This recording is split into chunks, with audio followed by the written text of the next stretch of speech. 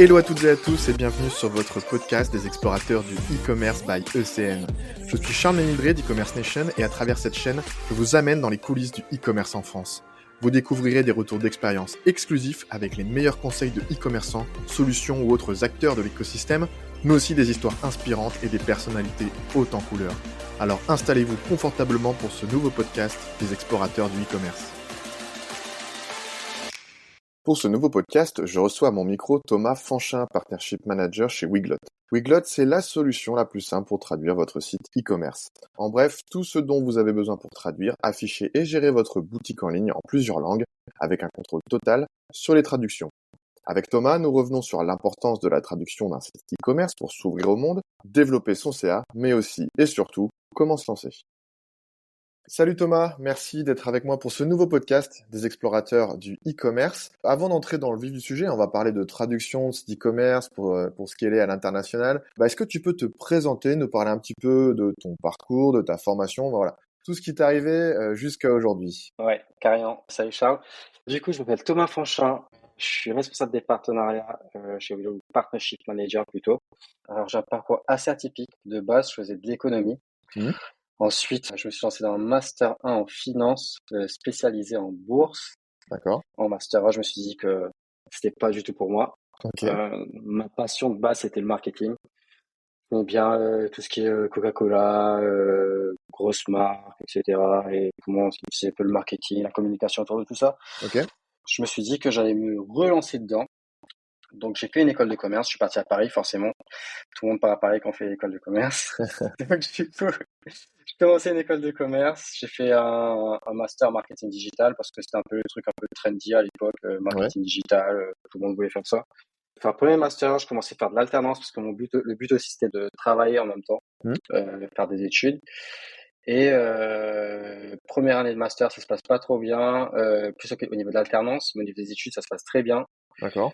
Et puis ensuite, je me suis dit, je vais continuer parce que j'aime bien le format. Donc du coup, je fais un MBA après mon master, Mhm. toujours focus sur le marketing digital. Et c'est là que je découvre Weglot et où je commence un peu mon alternance pendant un an. Ok. À On est la dans quelle fin de année là à un peu près an, là? oh là là là là, attends, Je veux j'ai pas pas envie de te, dire de je veux bêtises. pas te vieillir. On va partir sur LinkedIn parce que bon, du haut de mes 28, ça fait 5 ou 6 ans que je suis chez Weglot là. Ok. Je me souviens même plus pour tout dire. Et ça on va donc octobre 2018. Ok. Ouais, ça fait 5 ans et Presque 9 6 ans. mois là d'après LinkedIn. Donc ouais, bientôt 6 ans. Et je commence mon alternance. Après mon alternance, du coup, on enchaîne, toujours chez Weglot, Mhm. où je kiffe vraiment le projet, tout ce qu'on a. À l'époque, on était un peu enfin, on est toujours en start-up, on n'est Ouais. pas 100, mais à l'époque, on est 10. Et j'aime trop la dynamique de l'équipe, j'aime le produit, ce qu'on fait, les valeurs des fondateurs. Je suis un peu amoureux de la boîte, quoi. Ouais. Et puis, depuis ça, toujours chez Weglot, toujours heureux et toujours plus de challenges tous les trimestres, toujours à fond. Les choses qui ont évolué de base, quand j'ai commencé, je faisais du marketing. J'avais une appétence toute particulière pour tout ce qui est test. En fait, j'aime bien tester le produit avec d'autres produits, tester les compatibilités chez WordPress en particulier au Ok. départ. De cette appétence-là, ce qui a découlé, c'est que CEO de la boîte, il m'a dit, écoute Thomas, on va se faire un focus partenariat et communauté. D'accord. Il m'a un peu formé au partenariat et aussi à tout ce qui est communauté. Il faut savoir on fait pas mal de choses au niveau de la communauté chez Weglot. D'accord. Et de fil en aiguille, je me suis retrouvé à l'idée des intégrations, et Mhm. notamment les intégrations tech. Donc, tech partner chez Weglot aujourd'hui, c'est moi qui m'en occupe. D'accord. Ça va être des intégrations avec des CMS comme j'ai pas mal de CMS, Shopify, Squarespace Mhm. et d'autres WordPress, etc. Moi, mon job, c'est un peu de faire en sorte que ça fonctionne bien avec nos équipes dev et aussi que on représente l'écosystème, qu'on ait un maximum de leads, un maximum de visibilité, assurer que c'est toujours du win-win des deux côtés et de trouver un peu des nouveaux CMS, nouveaux écosystèmes où on peut venir s'implanter, venir parler multilingue, faire connaître notre produit. C'est un peu ce que je fais et voilà. Je mixe côté écosystème et côté tech integration avec nos devs qui font un taf de malade. Voilà. Très bien, merci pour ta présentation, aussi, tu nous as présenté ton champ d'action, hein, c'est important de connaître un petit Ouais, peu mieux, on connaît mieux ton job. Tu parles beaucoup de Weglot, etc. depuis, en fait, ta formation, tes études, etc. Tu y es ouais, toujours. Est-ce que tu peux nous présenter Weglot, même si tu as déjà donné quelques éléments, tu peux nous présenter avec, un petit peu plus de détails et aussi quelques ouais, chiffres pour planter le décor un peu. carrément. Weglot, c'est une solution de traduction qui va vous permettre de traduire votre site web en plusieurs langues. La promesse, c'est ça. Mhm. Aujourd'hui, on est agnostique. Comme je disais tout à l'heure, on a des intégrations sur tous les CMS qui sont disponibles sur le marché. Ouais. Même si tu développes aujourd'hui un site web de manière personnalisée, c'est-à-dire que tu Mhm. n'utilises pas de CMS, tu fais tout toi-même. Tu peux installer Weglot dessus. D'accord. Quelques chiffres. On a commencé, il y a 6 ans, on était 10. Aujourd'hui, on est 50. Ouais. Enfin, plus de 50. L'équipe grossit. On a toujours des nouvelles positions en plus qui sont dispo. Je sais pas si ça se dit comme ça, mais bon, qui sont disponibles. C'est compris en Donc, tout cas. ouais, voilà. Si ça intéresse quelques personnes qui écoutent ce podcast, allez-y. Et aujourd'hui, on a plus de 70 000 sites web qui nous utilisent. C'est pas D'accord. mal au C'est niveau des conséquent. chiffres. Et on a aussi de très bonnes notes sur nos marketplaces, c'est-à-dire là où on est dispo, chez WordPress, Shopify, un peu partout, sur Google, etc.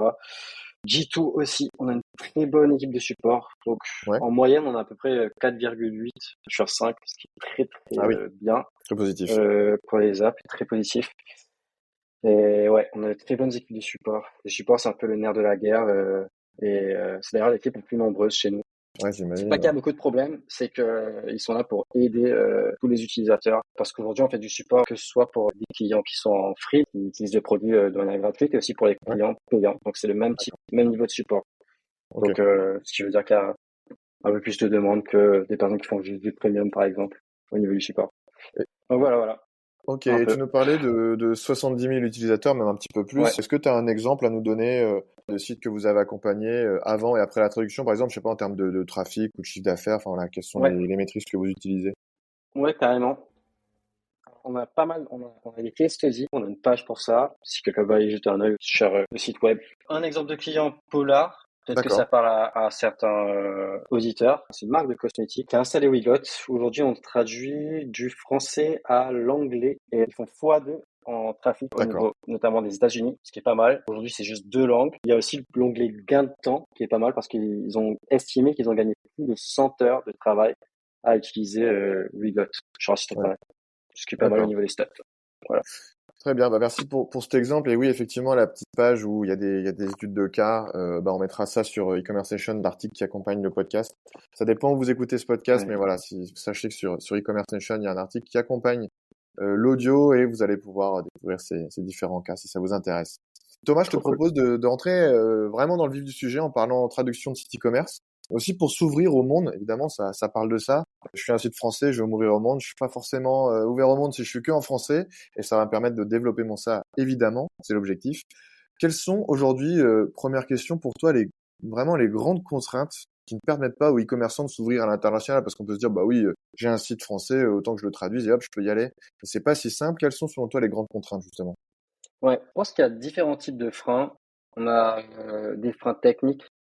Ouais, C'est plus comment mettre en place la technologie ou comment est-ce qu'on va faire pour avoir un site multilingue. On peut se demander quelle langue je vais choisir, quel type de traduction, manuel, automatique, est-ce que je mixe les deux ou est-ce que je fais uniquement du manuel, c'est quoi les mm, avantages, les inconvénients.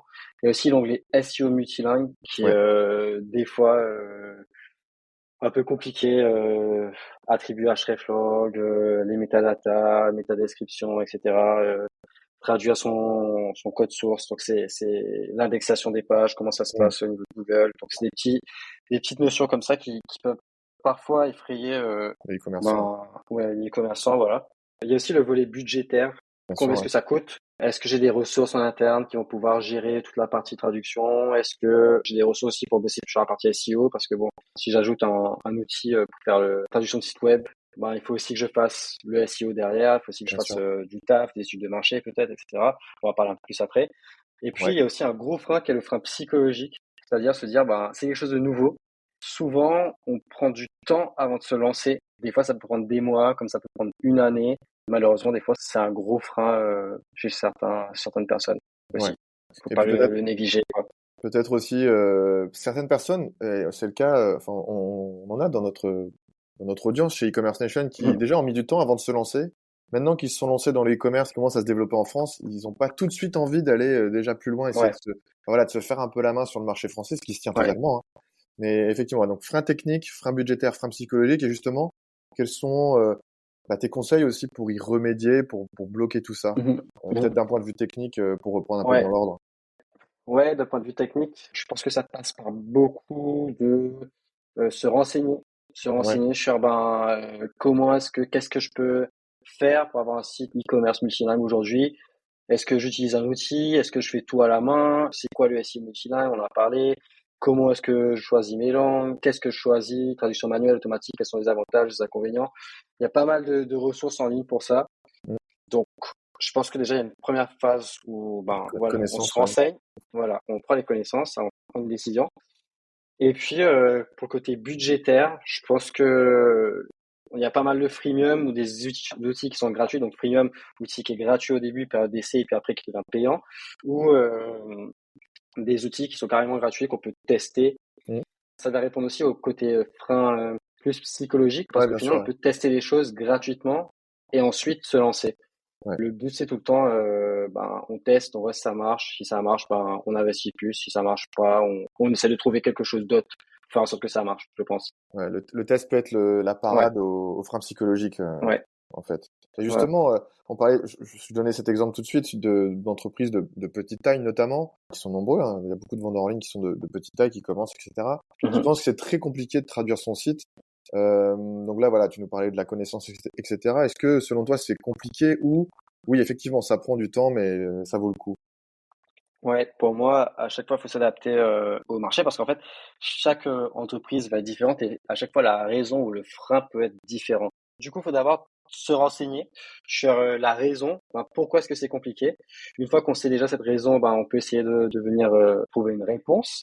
Aujourd'hui, il y a pas mal de solutions qui sont des solutions no-code, comme Weglot, qui vont venir automatiser tout le process de traduction Mhm. et où du coup, il y aura vraiment rien à faire. C'est-à-dire que on installe la solution, ça fait la trad automatique, on peut venir Ouais. modifier les traductions, de la partie SEO multilingue aussi automatisée. Donc, on a un peu des solutions qu'on va dire plug and play, donc on les ajoute Mhm. et puis ensuite ça fait tout pour nous. Et ça, je pense que ce processus d'automatisation, il peut vraiment aider à passer le cap Ouais. et à se lancer. Voilà. Et à briser ses freins. Et justement, Ouais. voilà, ça dépend de chaque marché. Comment ça se passe en fonction des industries? J'imagine qu'il y a des industries où il y a des Mhm. wordings qui sont différents d'un pays à un autre. Comment ça se Ouais. passe, notamment avec Weglot dans ces cas-là? Ouais, chez nous, comme je dis, on a une première base de traduction qui est automatique. On fait confiance en fait à des solutions de traduction qui sont Google, DeepL, Microsoft Bing, Hmm. et qui viennent nous apporter une première base de traduction automatique. Toutes ces traductions D'accord. automatiques, elles sont stockées chez Weglot. Et depuis notre tableau de bord, on va avoir accès à l'ensemble de ces traductions et Mhm. on pourra venir modifier toutes ces traductions. Donc, D'accord. en fonction du marché, on va pouvoir s'adapter, adapter le wording, mettre les règles aussi de traduction. Ok. Jamais traduire mon nom de marque ou jamais traduire tel mot Ouais. par tel D'accord. mot, ou toujours traduire. Voilà. Par exemple, un exemple tout bête, c'est hello. Toujours traduire hello par bonjour ou jamais traduire hello par salut ou toujours traduire hello par D'accord. voilà, dépendant de comment est-ce qu'on veut formuler les choses et du ton aussi auquel on s'adresse à son audience. Mhm.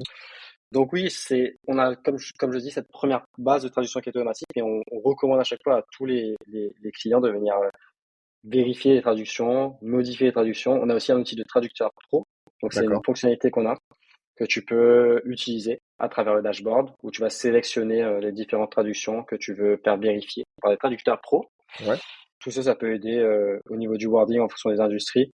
Et ouais, puis Euh, même ça peut avoir un impact super important. Par exemple, on parlait de SEO tout à l'heure. Je sais pas, moi j'ai un exemple à chaque fois qui me parle, c'est que voilà, en maillot de sport, on va parler de maillot, mais des fois, mhm, par exemple en anglais, on peut parler de shirt, on peut parler de jersey. Voilà, il y a plusieurs mots différents et carrément, les recherches sémantiques sont pas du tout les mêmes pour chacun des mots. Donc voilà, carrément. donc il y a vraiment des règles que vous pouvez mettre Ouais, en place, des choses automatiques ouais, pour que tout ça soit OK. c'est ça, c'est ça. Et la partie, là, tu viens tout juste de souligner une partie qui est très importante, c'est que il faut faire ce travail justement de recherche Ouais. au niveau de tout ce qui est SEO, les keywords, donc les mots-clés. et se renseigner aussi un peu sur sa concurrence, enfin, sur quoi est-ce qu'ils sont en train de bid en anglais, en français, Divisé, enfin ouais. les mots, de miser, voilà, excuse-moi. À force de parler en anglais toute la journée, ben des fois on en perd notre français, c'est trop cool. Pas de problème. Du Je coup, suis là pour t'aider, je pour fais traduire du coup. traducteur, voilà, génial. Donc du coup, oui, faut se renseigner sur tout ça pour effectivement savoir quels mots-clés passer dans mes langues traduites. Mm. Comment est-ce que je construis mes pages? C'est quoi aussi les recherches de mes utilisateurs qui peuvent varier par pays? Donc, peut-être en Espagne, ça va être différent, les mots-clés. En Allemagne aussi, ça va être différent. Et à chaque fois, essayer de s'adapter à ça et s'adapter aussi à sa concurrence et faire justement ces études de marché Mm. pour venir arriver avec une stratégie quali et obtenir des résultats. Ouais, Ouais, justement, comment ça se passe peut-être une question bête, mais il n'y a pas de question bête, mais pour voilà, je suis un site e-commerce, ok, ça y est, je passe le pas, j'essaie de traduire mon site.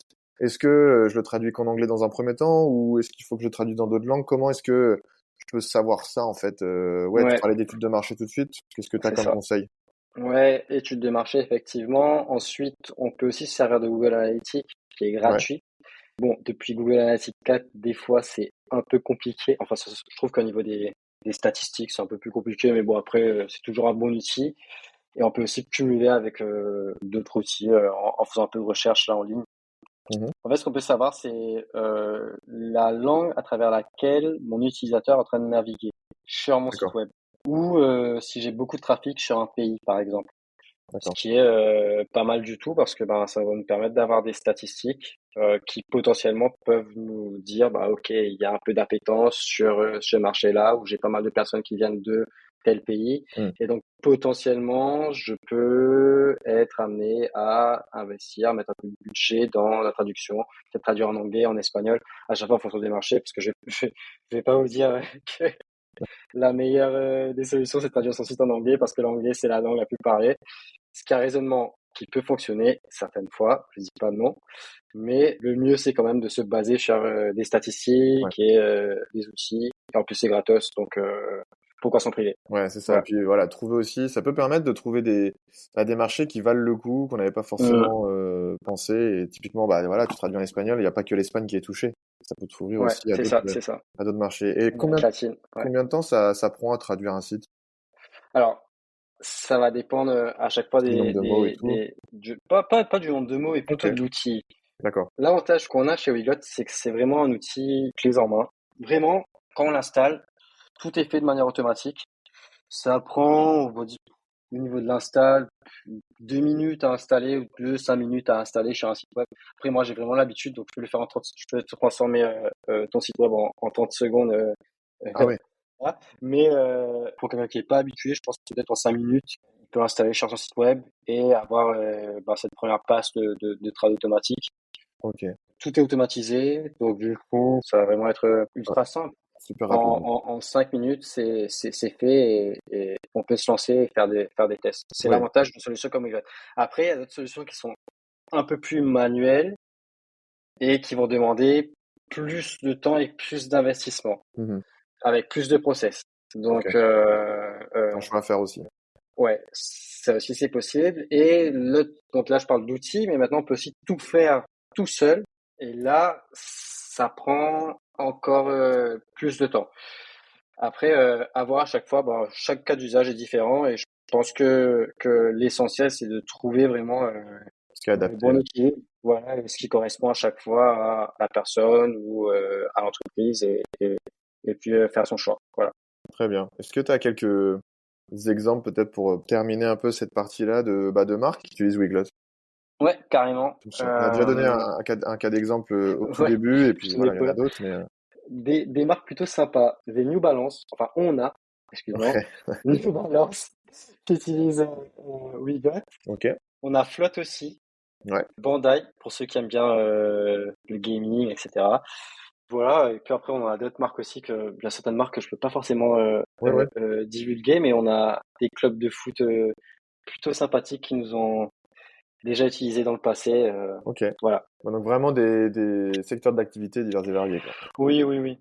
Le produit peut vraiment s'adapter à n'importe quel type de site, que ce soit un petit site e-commerce ou un des gros sites comme avec IBM, HBO, Nissan, qui sont des plus grosses entreprises qui utilisent Wegot. Donc, c'est vraiment un outil qui est fait pour scaler Mhm. et donc il peut s'adapter au fur et à mesure au site web et à l'évolution du site web. Et en plus de ça, ça peut vous suivre. Donc, aujourd'hui, je suis sur Webflow. Demain, je vais sur WordPress et après-demain, je vais sur Squarespace. Ben, Weglot peut te suivre sur l'ensemble de ces technologies. D'accord. Donc, ce qui est plutôt sympa. Ouais, justement, c'est un peu en lien avec la question que j'avais juste après. C'est voilà, moi je fais un e-commerce, comme je prends toujours cet exemple depuis le début, mais c'est Mhm, voilà, au moins c'est plus concret. Je fais un e-commerce, ok, je veux traduire mon site, j'essaie de travailler avec vous. Comment ça se passe pour travailler avec vous? Est-ce qu'il y a des prédispositions pour travailler avec vous? Est-ce qu'il faut avoir une taille minimale? Comment ça se mhm. passe dans le suivi? Comment ça se passe dans les résultats? Ouais, Voilà, il est-ce y que a, tu il y peux a, détailler tout ça? il y a pas vraiment de prédisposition. Comme je l'ai expliqué, c'est vraiment du plug and play.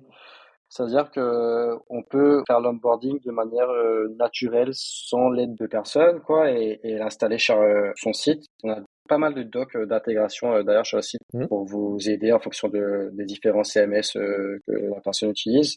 L'onboarding est un peu différent, mais c'est toujours sur le même principe.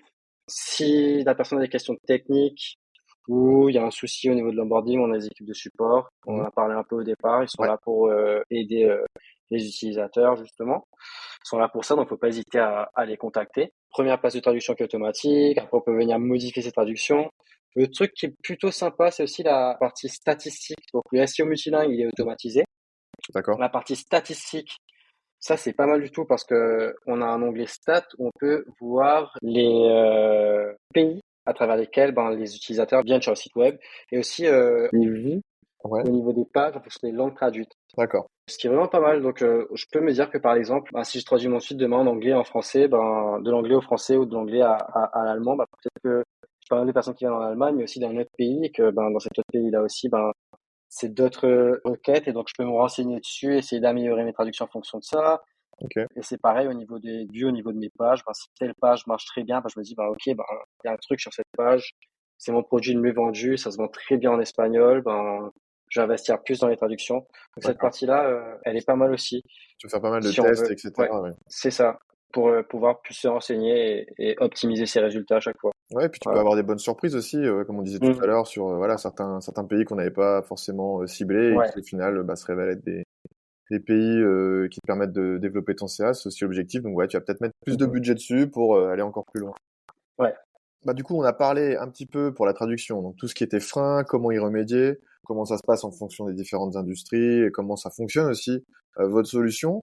Du coup, il y a quand même pas mal d'IA dans ce que vous faites, mais justement, en ce moment, il y a beaucoup de sujets autour de l'IA. Comment est-ce que vous vous positionnez par rapport à l'IA? Qu'est-ce que t'en penses toi? C'est quoi un peu l'avenir de tout ça? Mhm. C'est quoi Ouais. ton idée, toi qui es spécialiste au final? Ouais. Ben, ça dépend du cas d'usage.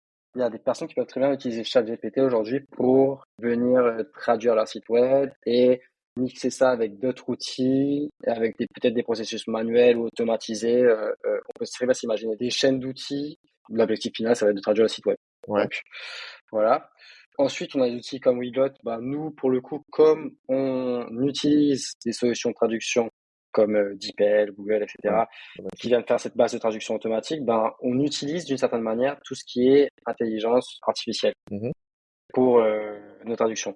Donc, ben, il y a des outils qui utilisent déjà ces technologies depuis maintenant, ben, ça fait combien de temps? 2016, je crois. Ouais, c'était lancé en 2016, Weglot. Donc, ça fait depuis 2016, on utilise déjà ces outils-là. On est un peu les experts, on va dire, bah, dans cette Ouais. utilisation de l'IA pour injecter de la traduction et faire en sorte que ça fonctionne. Donc, on peut aussi faire confiance à des outils comme Weglot. Ouais. Et puis, ben, au niveau de l'avenir, bah, je pense qu'il y a plein de nouvelles choses qui vont être super intéressantes, qui vont sortir de nouvelles fonctionnalités. Et je suis sûr qu'il y aura beaucoup de cas d'usage super intéressants au niveau de l'IA. Mhm. Nous, en tout cas, ce qu'on fait, c'est qu'on continue à utiliser tout ce qui est IA pour optimiser notre site web, Ouais. enfin, pas notre site web, mais pour optimiser notre produit et venir aussi ajouter des nouvelles fonctionnalités. Toujours aller plus Euh, loin. ouais, voilà, c'est ça ma position en tout cas. Mais je vois pas ça comme une cannibalisation ou Ouais. comme la concurrence ou ouais, c'est pas du tout C'est à la votre service en fait. vision. C'est voilà, au final, on utilise l'IA pour générer les traductions. Donc c'est là depuis un moment, ça fait un moment qu'on le fait. Et donc, c'est plus de l'optimisation pour nous. Qu'est-ce qu'on peut faire de plus? Parce qu'il y a plus d'opportunités maintenant, comme c'est encore plus ouvert, il y a plus de choses à faire. C'est plus de ce point de vue-là que je le vois, en tout cas, moi. Très bien. Tu nous parlais tout de suite de nouvelles fonctionnalités. Justement, c'est quoi un petit peu vos projets en cours avec Wiglot sur peut-être la fin d'année 2024 et l'année prochaine 2025?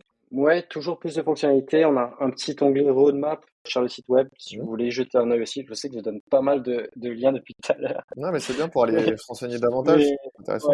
ouais, carrément.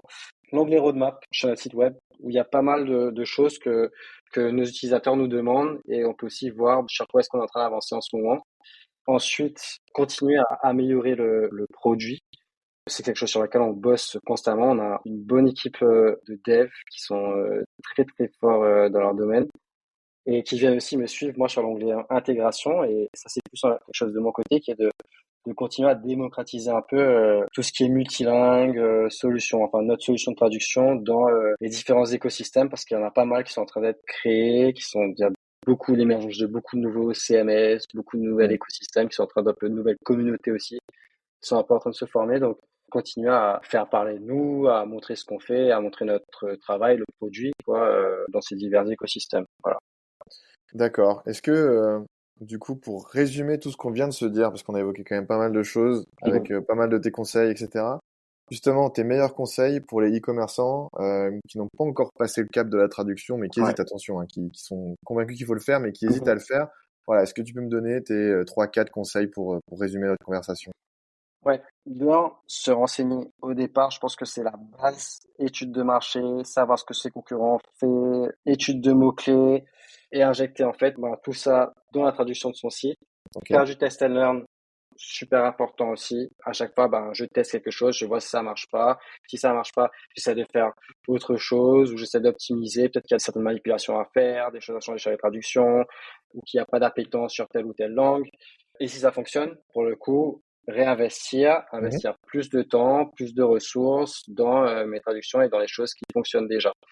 Ne pas avoir peur si j'ai pas de résultats de manière instantanée. Mhm. Bien sûr, ça prend Parce du temps. que, ouais, ça c'est quelque chose qu'on a souvent, enfin, certaines personnes, pas souvent, parce que on a quand même pas d'utilisateurs, ils sont pas tous comme ça.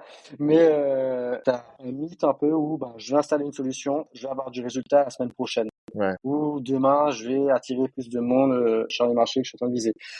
C'est pas forcément comme ça que ça fonctionne. Il Mhm. faut, pour optimiser, on va dire, l'utilisation de n'importe quel outil, que ce soit Wigot ou un autre, il va falloir investir un peu de temps dans l'outil et dans les traductions.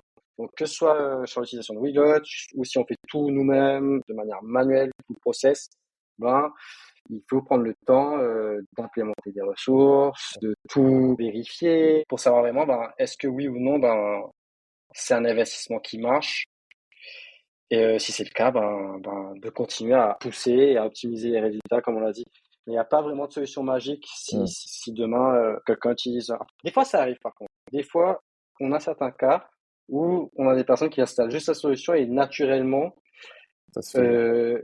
les choses se passent, tout est fait un peu de manière naturelle. Ça arrive. Mais les meilleurs résultats, c'est que les personnes en fait qui viennent investir un peu de ressources, de temps Mhm. dans le volet traduction. Parce que on peut parler d'optimisation. Excuse-moi, je parle beaucoup. Non, mais Je vais partir en on est là pour monologue là. t'écouter, on est là pour t'écouter et écouter tes Je conseils. suis Donc, non, parti, c'est très bien. je suis parti en monologue. Donc du coup, ce que je disais, c'est que tu as beaucoup de personnes qui s'intéressent à la personnalisation du site web, et personnalisation du design. Donc le thème, comment est-ce que je vais avancer les choses, l'UX. Et on oublie souvent, expérience utilisateur, on oublie souvent l'onglet langue parce Ouais. que il va falloir adapter son site web à chacune des langues qu'on va viser, qu'on va rendre disponible Ouais, on sait que c'est sur du notre site travail, web. quoi. Et il y a du boulot derrière ça. Ouais. Pour optimiser justement l'UX et faire en sorte d'avoir le meilleur taux de conversion à chaque fois sur chacune des langues où je vais Ciblé. traduire ouais, ciblé, voilà. Ouais. Pour résumer, peut-être, voilà. Renseignez-vous sur votre marché. Test and learn, donc testez et apprenez ce qui fonctionne, ce qui ne fonctionne pas. Quand ça fonctionne, allez-y un petit peu plus à fond. Quand ça fonctionne pas, peut-être revoir la stratégie et surtout, en fait, on l'a bien compris, c'est être patient, en fait. C'est ça le Ouais. dernier conseil, c'est que ça va pas arriver en 5 secondes. C'est comme le SEO, ça prend du temps. Et puis là, c'est pareil, il faut faire du test and learn pour que ça Carrément. marche. Pas de solution magique, comme tu l'as dit juste avant. Écoute, merci Thomas pour à tous ces conseils, toutes ces bonnes pratiques aussi par rapport à ton expérience, ton expertise. Est-ce que tu as un petit mot de la fin à nous donner pour conclure notre échange? Ouais, je dirais que pour briser un peu ce frein psychologique, s'il y a quelque chose à vraiment tirer de cet échange, c'est lancez-vous. Il y a plein d'outils disponibles sur le marché. Faites des tests et voyez si vous avez de l'appétence sur d'autres marchés. Essayez et perdez pas trop de temps à vous préparer pendant 1 an ou Ouais. 3 mois ou 4 mois. Si on prend l'exemple de Wigot, on a 15 jours de gratuité. Vous pouvez très bien l'installer sur votre site web, faire un petit test, voir si ça fonctionne ou pas, et puis voir à quoi ça va ressembler Ouais. en anglais, en français ou dans différentes langues. Enfin, Faut se je pense prendre au que jeu, en ça va fait. plus être, ouais, ça va plus être ouais, c'est ça, pour se projeter, ça va plus être du français à l'allemand ou à l'anglais ou à peu importe la langue, dans notre cas. Ou peut-être non, il y a pas mal de sites web qui sortent en anglais et qui du coup ensuite Mmh. viennent traduire un site web en français, etc. Donc, Trop ouais, essayez de vous projeter un peu, faites des petits tests avec des solutions gratuites et puis voyez si vous avez de l'appétence et si ça fonctionne, go, go, go, go, go. Lancez-vous, prenez-vous au jeu et puis testez tout ça. Ouais. Écoute Thomas, merci beaucoup, c'était super comme échange. Je répète, tu es Partnership Manager chez Weglot. Weglot que tu portes quand même dans ton cœur, hein, on l'a bien compris depuis tes études. C'était un plaisir de te recevoir sur ce podcast des explorateurs du e-commerce, voilà, de parler traduction d'un site e-commerce, pourquoi, comment ça fonctionne, comment faut s'y prendre, quels sont un petit peu les freins, comment remédier à tout ça. Voilà, c'était vraiment intéressant de t'avoir. Vous qui nous écoutez, si ça vous intéresse d'aller plus dans le détail, voilà, on a parlé de pas mal de liens. On va vous mettre des liens sur e-commerce nation pour que vous puissiez vous renseigner et faire votre petite veille de votre côté. Et puis voilà, n'hésitez pas aussi à ajouter Thomas et ses équipes sur LinkedIn par exemple pour entrer en contact avec eux si vous avez la moindre question. N'hésitez pas. Encore merci Thomas. Je te souhaite une belle Merci beaucoup. continuation et à très bientôt. Oui, ciao. J'espère que ce podcast des explorateurs du e-commerce vous a plu. Si c'est le cas, n'hésitez pas à lui mettre 5 étoiles. Je vous encourage également à vous abonner pour découvrir de nouvelles histoires inspirantes. Et si vous souhaitez nous partager votre expérience, je vous invite directement à me contacter. On se retrouve très bientôt pour un nouvel épisode. En attendant, rendez-vous sur e-commerce nation pour profiter de l'ensemble de nos ressources, articles, infographies, e-books, webinaires, émissions web et bien plus encore. Rejoignez également notre newsletter, nos réseaux sociaux ou encore notre chaîne YouTube pour ne rien manquer des actualités de l'écosystème. Bonne exploration du e-commerce à toutes et à tous.